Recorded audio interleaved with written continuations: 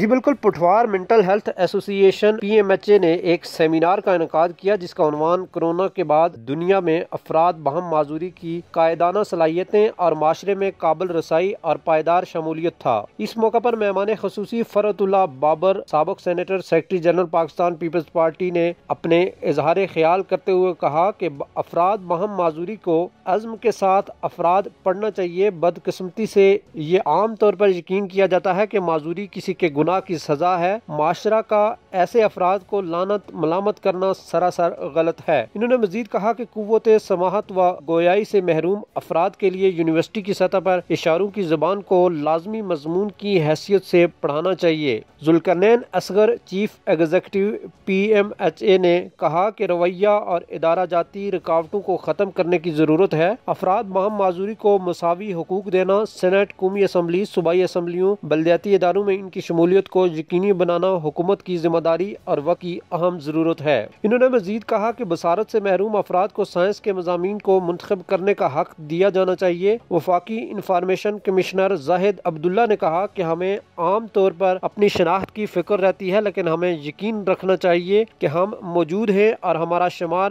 کیے جانا بہت ضروری ہے۔ جبکہ ضیاء الرحمان، چیف ایگزیکٹو آواز CDS نے کہا کہ 15% کو تسلیم کیا جانا چاہیے اور افراد باہم معذوری کے لیے وسائل کی منصفانہ تقسیم ہونا چاہیے۔ نوید ستی، اوصاف ڈیجیٹل، کوٹلی ستیاں۔